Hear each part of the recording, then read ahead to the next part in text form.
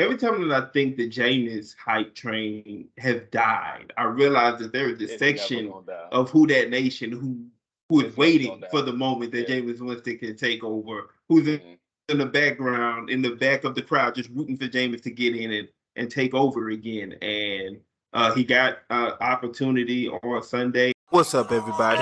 My name is Sid, and I've teamed up with the big homie Reg to bring y'all something new, something we like to call Beyond the Scoreboard. Y'all be sure to review, rate, and subscribe.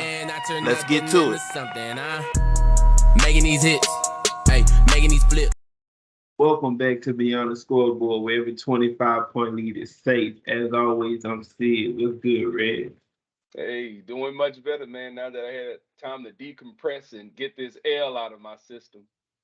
Had a few days to get over it, huh? Yeah, had to woosah, had to woosah.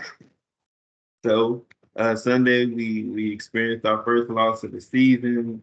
We lost 17-18 in Lambeau and Green Bay. Another game that was ugly, from both teams from start to finish. We had a 17-point lead that disappeared on us, obviously being outscored 18-0 and losing the game. Man, I don't even know what parts of this you actually do want to touch, so I'm just gonna let you pick up wherever you want to on this one. All right, let's start with the bad. Because I feel like All of it. that's more it's more obvious the bad. Offensive Yeah. line. Offensive line.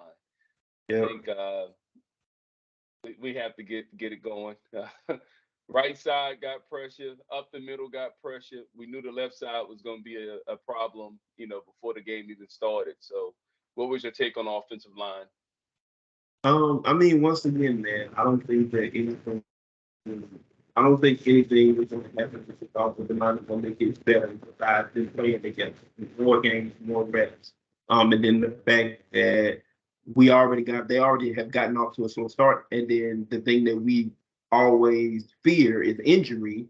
Cesar Ruiz ended up going out in this game. Now you have to shuffle the offensive line. That doesn't help at all. So once again, we were going into this game already struggling as a unit. You couple that with having to then shuffle players around, and it's not going to look much better, especially when you're going up against a good defensive line and a good pass rushing team. Like General Rashawn Gary gave them fits all game. So the same thing we've been saying the past few weeks about the offensive line remains true. Yeah. And it was very interesting to see how well he fared against Ramczyk and everybody Yeah. else they threw at him. 3 sacks, big day for him. He cashed in. Packers obviously got the win. He was a huge part of that. Do you think there can be any short-term solutions to fix this offensive line? No, I mean, like I said, I honestly think that it's just going to be game time, like repetition and going out there and playing. I don't think there's anything. There's no one player that's going to come in and be plugged in, and you'd be like, oh yeah, that's the answer. Um, unless I mean, once again, unless it was just Trevor. If it was just Trevor Penning, and we were looking at it, look, this young guy is the reason. We're faulting. There's a guy out there that you could call up and be like, hey, come shore up our offensive line. But that's not the case. Like you said, we've been struggling all across the offensive line. So I mean, at this point, it's really just them getting out there and getting better with every rep. I don't think there's anything that can happen or be brought in to shore it up. So the lack, therefore, of the running game. Obviously, we haven't ran the ball successfully this year outside of Taysom Hmm. Hill 2 games ago, 9 carries for 75 yards. Do you kind of blame the lack of the running game on the running backs? Obviously, not having the other Kamara, Keandre Miller being banged up, missing a couple games. Now Jamal Williams on our. Or do you kind of look at the offensive line and say, "Hey, that's the reason"? I think it's a little bit of both, but I also would Okay. throw in play calling in there too, because I feel like Pete Carmichael has been quick to get away from the run too. I think it was week two. Week two was the week Jamal Williams got hurt. Week two, we came out in the second half and they committed to running the football. And Tony Jones was successful at running the football. Hmm. But I remember even before Jamal Williams had got hurt, he was having some success too. But then for some reason, we kind of pulled away from it, got back to it in the second half, and it helped us to pull away with that victory. I don't know if it's not having the trust in the running backs that's been out there short of Kamara, or if it's just no, we really know that the pass game is where we're going to, really be able to take advantage of people. So we really want to try to get that together and get that into a rhythm that has caused Pete Carmichael to, lean more heavily on the pass game than the run game. So I think it's a mixture of both. I think it's a mixture of three things.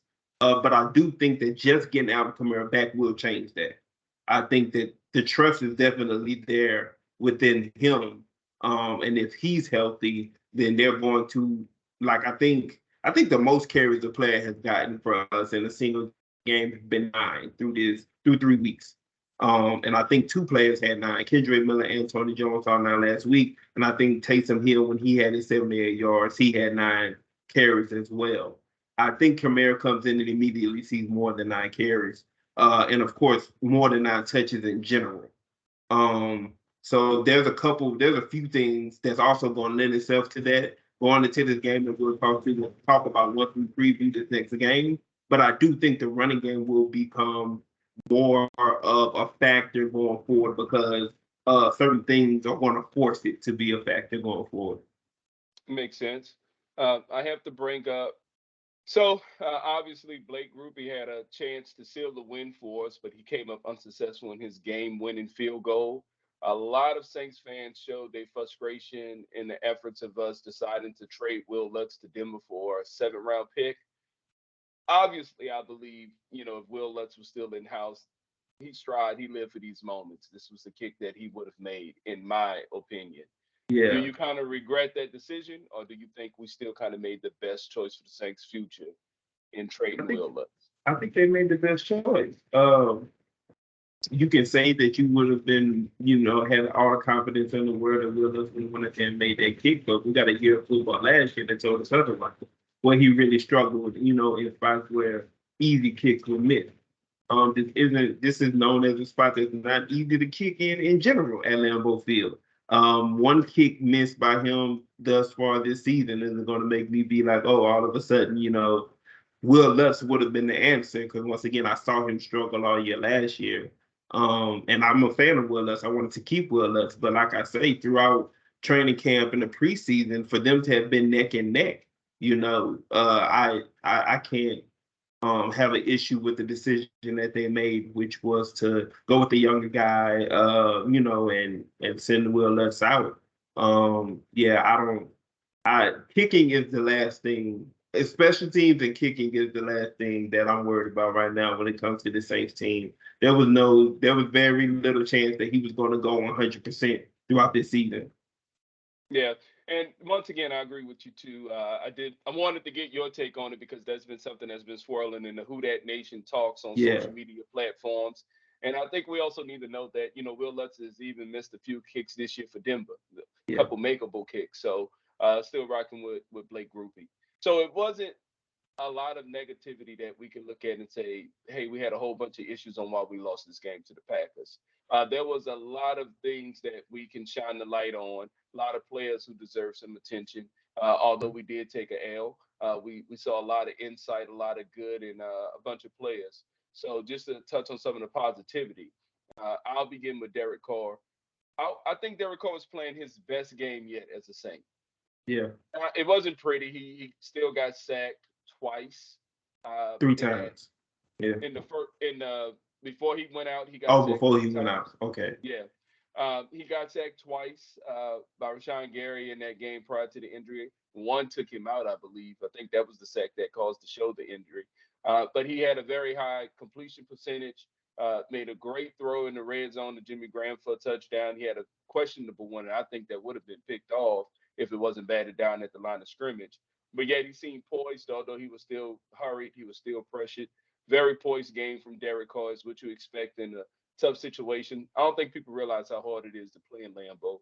Obviously, the defense with another terrific, if you want to give them a terrific first half or maybe a terrific 3 quarters or however you want to look at it, but at the end of the day, only surrendering 18 points.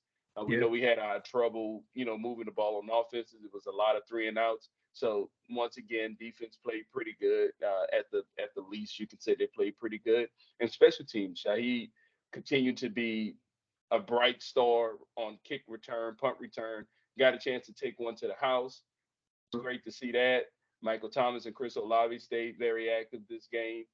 A Yeah. lot of positivity. So, what stood out most to you on the good efforts of the Saints? I want to start where you started, which was Derek Carr, man. 3 weeks in, we keep pointing at the struggles that the offensive line is having, and despite those struggles, Derek Carr is being able to go out there, be poised, and make plays. That is something that we haven't had since Drew Brees, and I know a lot of people kind of look out the outcome of these games and be like, well, he's not doing enough. But I can assure a lot of people that if he wasn't our quarterback, if we were relying on a Taysom Hill or a James Winston or a Trevor Siemian or some of the other guys that we've relied on in the past few years since Drew Brees have retired, we probably wouldn't be sitting here at 2-1. He's handled this. He's handled the pressure greatly through 3 games. We're talking about game one where he was able to go out there and throw for 300 yards and had a ridiculous completion percentage when he spent the whole game being pressured. And then, it wasn't much different this past week either. Like you said before, he went out, seeing a lot of pressure, but making completions. He's only thrown 2 really bad passes in 3 games, and they both ended up being interceptions. But outside of that, man, it's been real clean football from Derek Carr. The second thing, Alontae Taylor.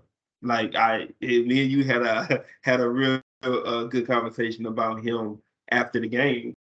But yeah, Alontae Taylor played the best game probably of his.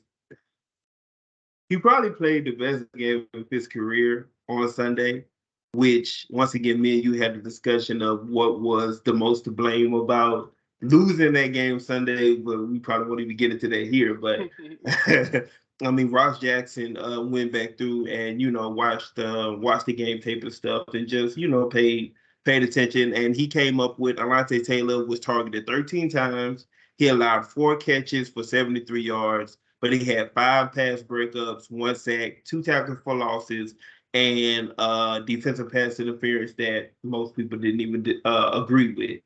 Mhm. And then he allowed 73 yards, but he gave up those 2 chunk plays to Jaden Reed, which was a 22-yarder and a 30-yard. Mhm. Alontae Taylor played. He played amazing that game, But and you take away if it wasn't for those 2 chunk plays, there's nothing negative that you could say about it. Because even the defensive pass interference was questionable. Those plays happen, those plays get thrown, and we can't do anything about that. And the passer rating would have been 51.1. He gave up basically a 51.1 passer rate. That is tremendous. Right. It's paired with what we already know Marshawn Lattimore has been giving us throughout this season. I mean, in the defense in general, because Demario Davis's stats have been ridiculous as well. Through 3 games, Alontae Taylor, Marshawn Lattimore, and Ike Adam ranked first, second, and third. No, first, second, and tied for third in the NFL in passes defended. It don't get no better than this. Like this Right. is this is a ridiculous defense that's playing out of its mind, and the only thing that's really holding it back at this point is how stale the offense has been. Yep, that's very true.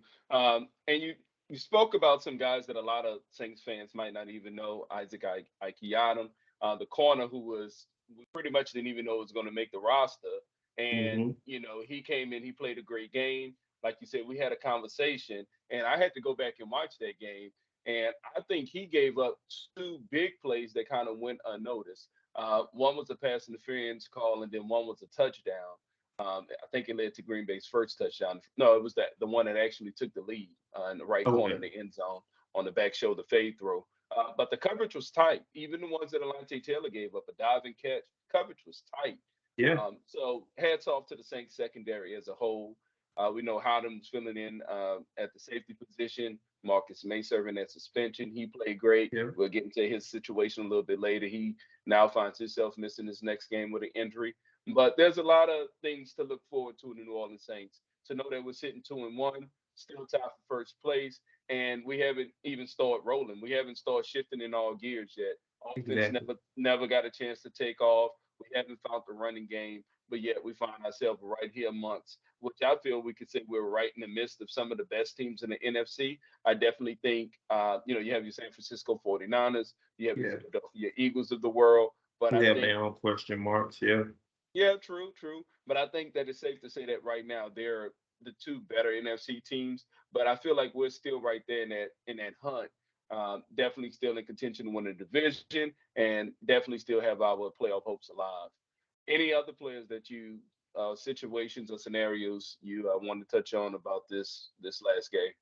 I mean, just because we have to, once again, Derek Carr got hurt, so who replaces him?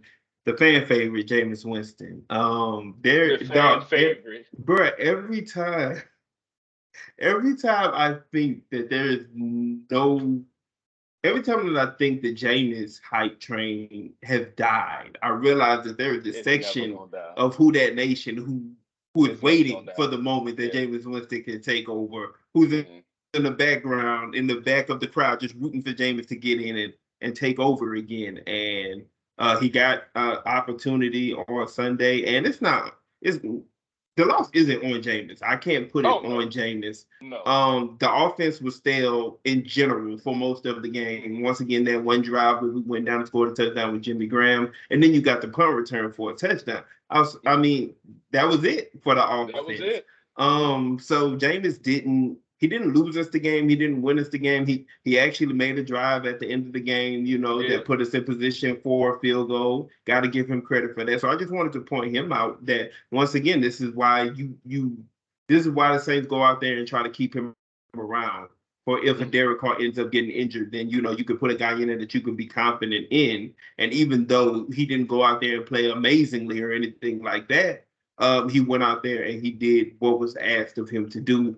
And if he gets called into action again this week, I'm confident that he's going to do the same thing this week, be able to do what was asked of him to do. So I did just want to point him out because he actually, had to played a big part in this game. Yeah, I definitely agree with you. I think we all know that Derek Carr is, if you even want to say slightly better than Jameis Winston or a better decision maker than Jameis Winston, Yeah, however you want to word it. I think who that Nate, well, most of who that nation most. Yeah, prefer Derek Carr as the starting quarterback over Jameis Winston. However, this is a huge reason why I wanted to keep Jameis Winston on the yeah, team, simply because if something does happen to Carr for a short period of time, Jameis Winston gives us our best chance of winning. You don't have to change the playbook. He has a yeah. strong arm. Defenses still have to respect the deep ball. If the running games ever starts taking off, that's a plus for him. The only issue I have with James Winston is sometimes he holds on to the ball just a little A bit lot too of the long. time. A lot of the Well, time. when they're trying to set up deep shots, I get it. Like matter of fact, with Derek Carr, that's how he went down. 39, you had something open, wide open underneath, but you're Yeah, but it looking was and you're third and saying, long. So yeah, yeah, and you're looking and you're saying something's going to come open, yeah, and you hold on to the ball, you take a sack, show the injury, you're out, or whatnot. Jameis Winston, kind of same situation. He just seems to do it a little bit more. So I think yeah. long as James can get rid of the ball quick, a bad O line is not going to help the situation, but we should be able to be all right moving forward. 100%. So just touching on Saints news throughout the week after the game, of course, at the end of that game, that ended Kamara's 3-week suspension, 3-game suspension. Doing He backflips. he was back in the building. He's healthy. He has fresh legs. Everybody is hyped to get him back out there on the field. He's ready to get back out on the field. And he's definitely needed right now with the Jamal Williams injury, with Kendra Miller having his own issues, and just playing his first NFL game in general this past Sunday. So Hmm. that's the thing. Carl Granderson, somebody who I've got on here and raved about, through the first two weeks, and he had another game Sunday. He got awarded with a deal. Go ahead and take him off the market and prevent and prevent free agency. And went ahead and locked him up. 4 years, $52 million contract extension, $35 million guaranteed. So we spent what the past 5 years trying to reach and find a defensive end to put on the opposite side of Cam Jordan, and it ended up being Carl Granderson, the dude that was undrafted, but has came in and been able to solidify that position for you opposite Cam Jordan. Well deserved. 100% for sure. So let's go ahead and look towards next week. Next week we're back at home. Got the Tampa Bay Bucs coming to town. We are favorites. We're favored by 3 in this game. Tampa Bay played Monday night? Yeah, it was Monday night. They played Philly. Rainy game, had their struggles. 100% had their struggles. So what do you see going into? Well, first of all, let's start with Derek Carr. Derek Carr didn't practice all week until today. Today he got out there, he threw the football. They say he looked like he had no limitations, looked like Derek Carr, didn't have any setbacks or anything like that. New Orleans said as a team they want to see how he feels after, practicing and everything like that. But from what I hear and from what they're saying they saw, it looks like Derek Carr may actually be in line to start Sunday against Tampa Bay. So first I want to ask you, whether it's Derek Carr or whether it's Jameis Winston, do you view this game going any differently depending on who the quarterback is? Just slightly different. One, because Derek Carr to me handles the blitz just a little bit more, a little bit better than Jameis Winston. You don't have to worry about the turnover ratio being what you feel like could be so lopsided with Jameis Winston next time. He's not the risk taker. He's more conservative. That's how we've been able to win 2 games thus far this season. So I definitely think we have a better, chance of winning with Derek Carr. Now, granted, if Jameis Winston is the quarterback, it doesn't change much for me as a Saints fan on games we'll win and we'll lose, because I feel like we have so many other great players around them, especially on the offensive side of the football. It's never the point of if a quarterback can make the play, make the throw, is they're going to have time to make the play. Yeah. So whether we have Derek Carr or Jameis Winston, I still feel good about this game. Okay, nice. So speaking of what is the outcome that you see for this game? Go ahead. You good? I was going to say, I honestly think it's going to be a low-scoring game. I'm still taking the Saints to win this one. Very low-scoring game. I can honestly see this game being, I would probably go 13-6. I think it's going to be real low-scoring. I just don't see our defense giving up much to Tampa Bay, who's had their fair share of offensive struggles. We saw the Eagles kind of pounding with the run. Now we don't have that line that the Eagles have, but so I'm not going into the game thinking we're gonna run the ball down their throat. But I do think it's going to be challenging for them to make throws. We like to play a lot of man against Tampa in the past. The last 3 years they had Tom Brady under center.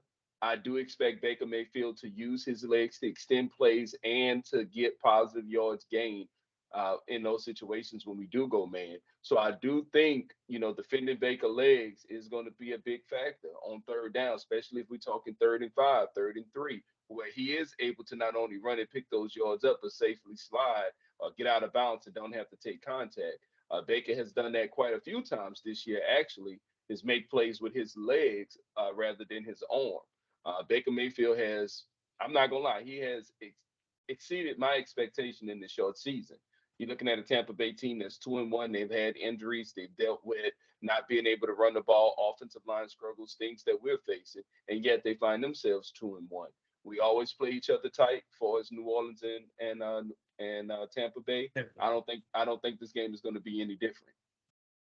Reg, I'm gonna tell you now, I can't sit through a 13-6 game. I can't keep doing these low scoring games. I can't do it, Reg. 13-6 ain't one I'm gonna make it through. I'm gonna let you know now. I'm gonna text you saying, look, Reg, I'm checking out. Let me know if you pick up. I'm gone. Let me go watch somebody who know how to put up points. As long as we winning it, I don't care about it. But both these defenses are very very well. They're very good. Tampa, with their cornerback situation, they're going to have to kind of bend but don't break unless they can continue to get great pressure only sitting forward, which is very realistic for this Tampa Bay team.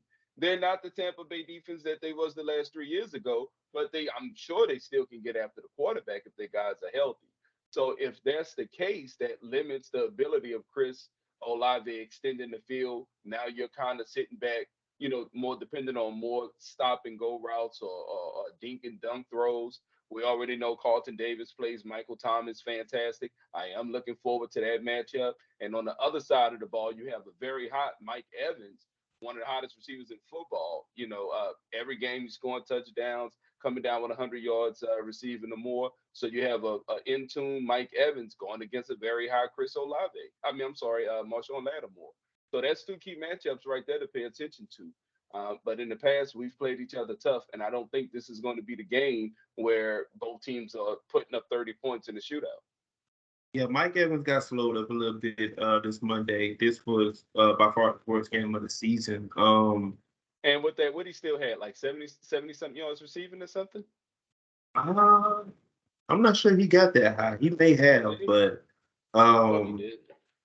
yeah, I'll see. But once again, that's always a matchup I'm not even concerned about when it comes to Marshawn Lattimore and Mike Evans. We already know what that is. I'm not even. That's real. I'm not even gonna entertain that Mike Evans is gonna win that matchup until he does. Yeah, he had 10 targets, 5 catches, 60 yards, and a touchdown. So still a real solid game for him. So my biggest things about this game, for one, is run defense. Once again, we saw what Philly did to them Monday. We don't have Philly's offensive line, but if their offensive line can do that to them, I feel like we can have success against them, especially with Alvin Kamara being the one toting the football.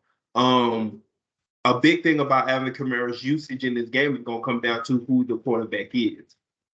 We've seen in the past when Jameis Winston is the quarterback, he doesn't seem to have that connection with Alvin Kamara to get him involved in the passing game for whatever reason. Derek Carr is going to be the complete opposite. I think Derek Carr, outside of looking for Chris Olave, his second option may become Alvin Kamara out the backfield. I think there's going to be a lot of he's going to see a lot of targets if Derek Carr is the quarterback. And that's not even just for this game, that's throughout the season. We're going to be able to witness Alvin Kamara being heavily involved in the passing game again. The injury report for both teams, we know we won't have Cesar Ruiz. So we're going to see if they go with what they did last week, which was what they kicked James Hurst to right guard. Mm-hmm. And then brought Edge of Pete in at left guard, so that's probably what they go with again. Once again, James Hurst is versatile across the offensive line, and Edge of Pete, of course, within the competition to start for left guard for this season. So that'll probably be our offensive line. No Paulson Adebo again this week. Mm-hmm. And then Jordan Howden, which I'm not even sure exactly what's going on with him. But yeah, that was surprising. Yeah, so no Marcus May. Now it's no Jordan Howden. I would expect Ugo Amadi to get that start, most likely at safety. And then for Tampa Bay, no Kalijah Cansey, he's out. Jamel Dean, he's out. Carlton Davis is questionable. Vita Vea is questionable. Devin White is questionable. I'm quite sure all three of those guys play. But we saw even on Monday when Jamel Dean went out initially, how the player who came in was targeted by Philadelphia with their players. Yeah, immediately. So that raises my confidence for us as well, because whether it's Derek Carr, whether it's Jameis Winston, the ability to get the ball to Mike Thomas, who most likely will be the person lined up against that player, they're going to get it there. They're going to target him as well. That's going to work in our favor. What? So my daughter be doing that.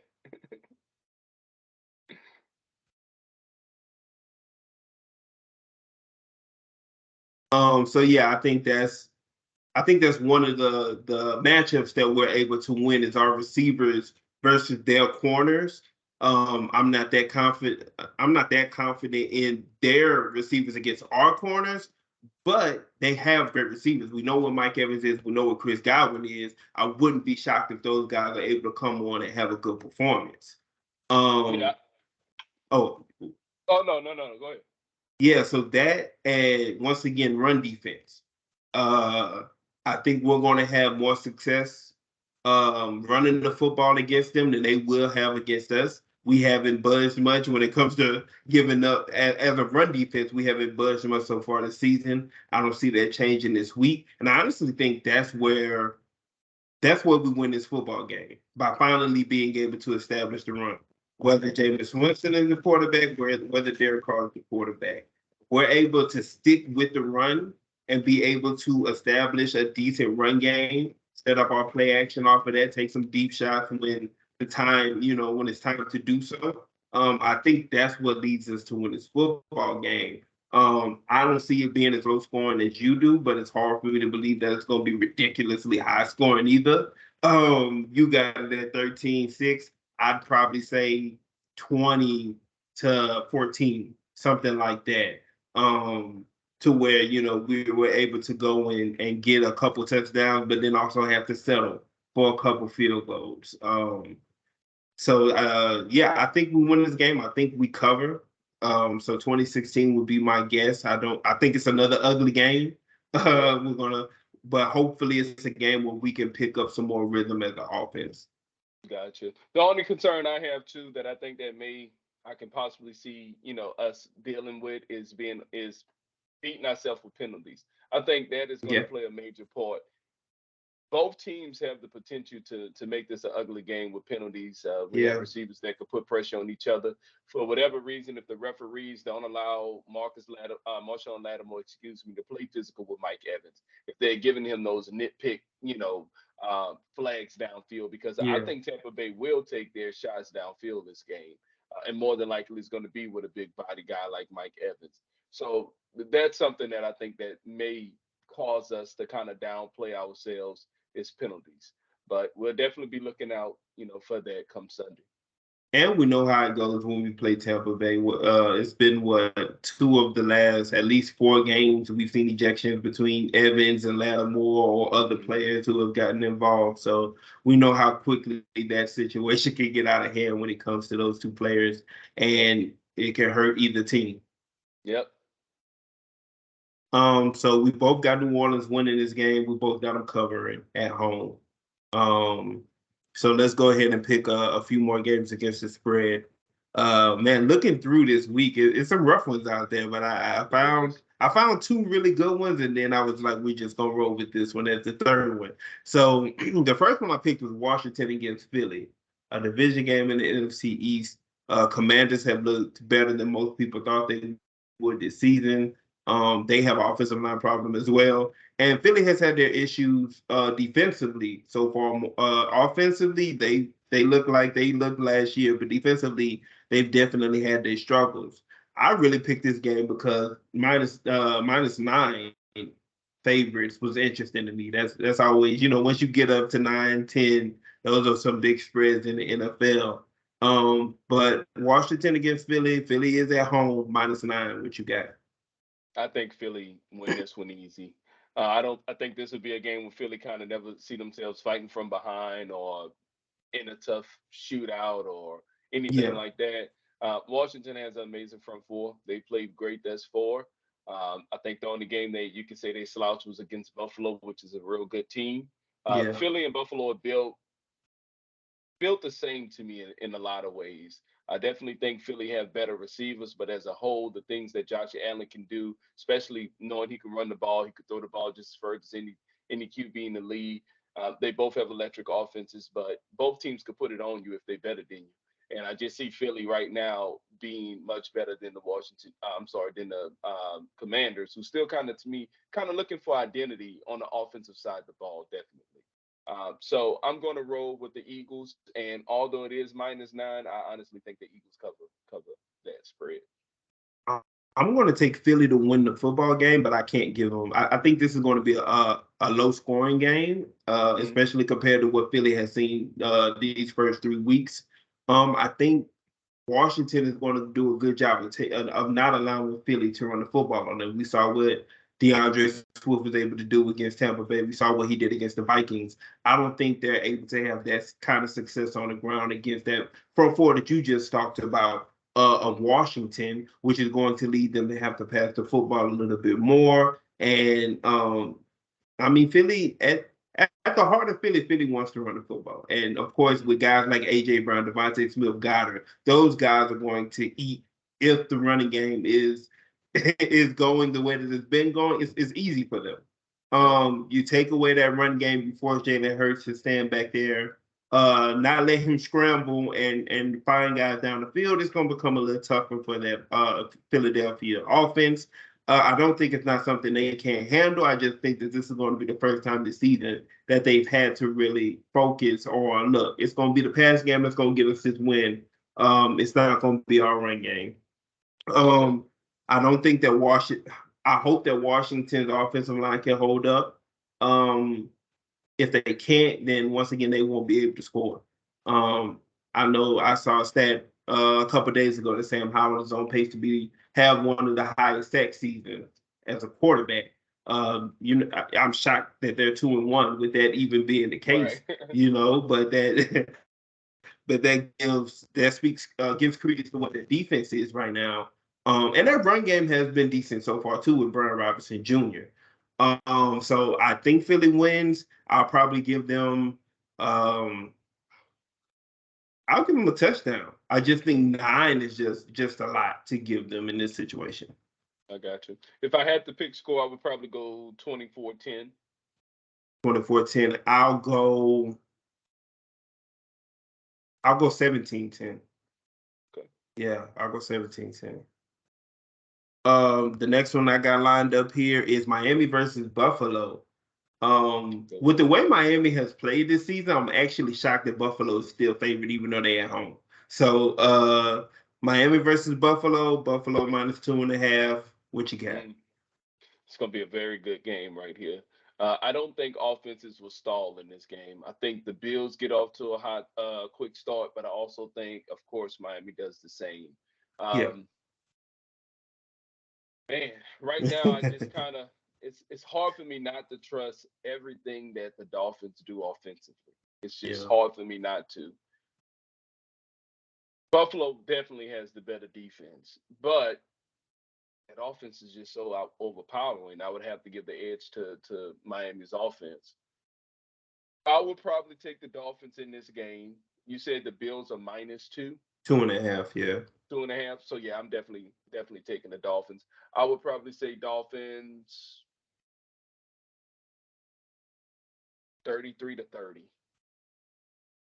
So once again, another division game, which is always important for me to point out because who knows, the other team better than somebody who faces them 2 times a year. Absolutely.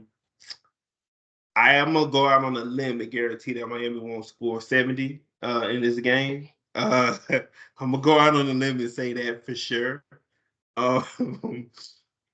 Offensively, Miami has been ridiculous through 3 games. Like not even before the 70-point performance in Denver, that offense has been clicking on all cylinders, run game, pass game. It's ridiculous. But Buffalo on their own right has been really good offensively early on too. They're 7th in rushing yards a game with 150. They're 8th in passing yards. Oh no, they're 12th in passing yards a game right now at 234. And once again, Josh Allen is a big part of that, rushing and passing, of course, obviously. Right. It comes down to defense. What defense is going to slow down what offense more? And even with as good as Miami has been, like you said, Buffalo definitely has the better defense, but I also think Buffalo has the personnel to match up with Miami well. You got Tyreek Hill, who's going to face a lot of Tre'Davious White. I know Jordan Poyer, he was ruled out today, so they won't have him in the secondary. I actually think that Lamar Hamlin will start on Sunday at safety. But once again, back here with Micah Hyde, who was missing all last season as well. in the middle of their defense, you got Milano. Like this defense is what they're tough. The Patriots. They played the Patriots, yeah. So this is, I mean, but even that Patriots defense, this Buffalo defense might be better. So this is definitely going to be Miami's toughest test when it comes to a defense that they're going up against. And I think offensively, this is Buffalo and Philadelphia. I think I'd put Detroit in there at this point. Those are the offenses who are closest to Miami, even though Miami is far ahead. But when it comes to who's next in that firepower range, I like Detroit, I like Buffalo, I like Philly. So Buffalo can slow down Miami enough. I think offensively they'll be able to produce enough to win this football game. They're at home, 2.5. I'll take Buffalo. I'll take Buffalo by a field goal. 27-24. Okay. So you got them basically breaking even with the tie, with the points they're giving up. Yep. And the last game, Baltimore versus Cleveland. Cleveland's at home. It's a toss-up. Cleveland is a 1-point favorite in this game. Deshaun Watson actually had his best game as a Brown last week, which was good to see. Like I want the dude to look good. I want him to play good. It's just that we hadn't seen it in what so long. I think we hadn't seen it so long, and what we had seen from him hadn't been great. Like it's not even like we saw, oh, he's getting there. It was just no, this is just bad up until this past week. Baltimore is dealing with injuries on top of injuries. It started early for them with J.K. Dobbins, then Marcus Williams. I know OBJ has already been ruled out for Sunday. So they're having the issues. Of course, Cleveland lost Nick Chubb. So they have their own set of issues. But both of these teams are still held up well defensively. We know what Baltimore is with Lamar Jackson, Mark Andrews, Zay Flowers is coming along. But Cleveland has Amari Cooper as one of the most reliable wide receivers in football. Jerome Ford and Kareem Hunt in that backfield seem like behind it they're going to be able to still get a successful run game. And Deshaun Watson, if he keeps playing like he played last week, then soon we're going to be talking about, we remember why they gave him $260 million guaranteed. So how do you see this one going? This is a tough game right here to pick. It's basically a pick'em game. Both balanced, especially with the injuries and whatnot. You have Myles Garrett, who is by far the best defensive player on either teams, but you have Lamar Jackson to me, who is the best wild card type of player, game changer. He's all those great things rolled into one. Man, this is a tough one. This is really a tough one, but I'm going to have to trust my gut and go with the Ravens. The ball is going to be in Lamar Jackson's hands a lot. He a lot of times is going to be, if not the best player on the field. Definitely, we just spoke about all the intangibles that he brings to the table. I want the ball in his hands. I like the ball being the best player's hands. So I'm going to have to ride with Lamar Jackson. I don't think, they're going to run the ball effective or anything of that nature. We know Myles Garrett's going to be breathing down his neck. But you touched on Zay Flowers, this guy that's been having a huge year under the radar, a sneaky good year. And he's only getting better and better week after week. We know what he got at Mark Andrews, but Zay Flowers has been able to take some of that pressure off of Mark Andrews. Teams key in on him, knowing when Lamar want to go with the ball. They like, all right, I'm here. I can catch. So I'm kind of liking what the Ravens are slowly putting together offensively. And I think Deshaun Watson, although he had his best game, you got to kind of string 2 or 3 of those in a row before I know I can start looking at it like, all right, Cleveland found their identity. Plus, you're still dealing with the loss of Nick Chubb on top of that. So that's to me a kind of lot to balance. So I'm going to give that slight edge to the Ravens, and I would probably go Ravens.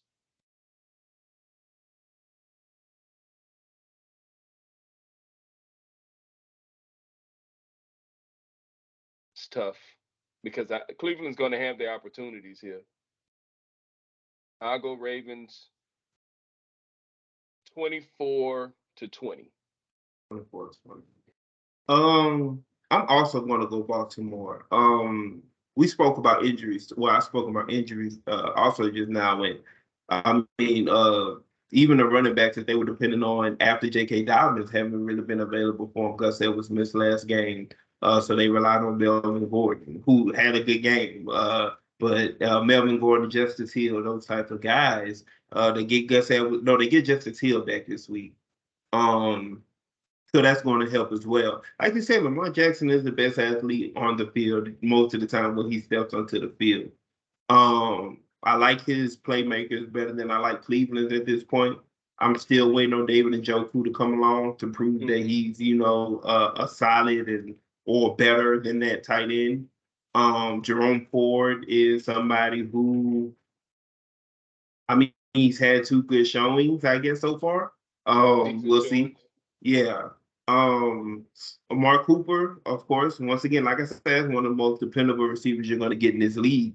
But then it comes down to what's behind him, how trustworthy is Elijah Moore, how trustworthy is Donovan Peoples-Jones, and whoever else falls in that line. Baltimore, I love their defense, even with their injuries, surprisingly. I love their defense. Patrick Queen, Roquan Smith, those guys are monsters. I think Baltimore is one of those teams that once they get points on the board, they get into this rhythm where they become very hard to stop, where you can expect them to keep scoring. And Cleveland doesn't have that.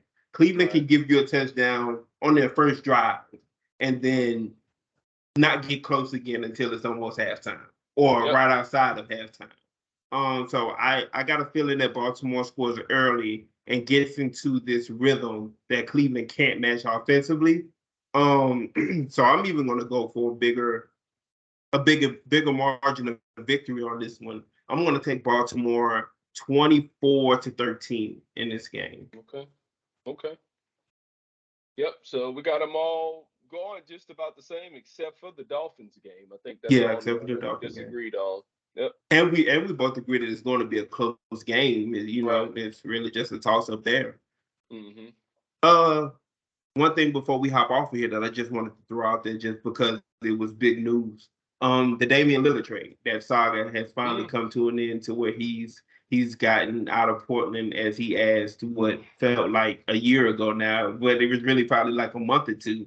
He finally got moved. He didn't get to Miami as he seemed to have wished, at least initially. He ends up in Milwaukee with Giannis and Chris Middleton and that squad. What did that do for Milwaukee to you going into this NBA season?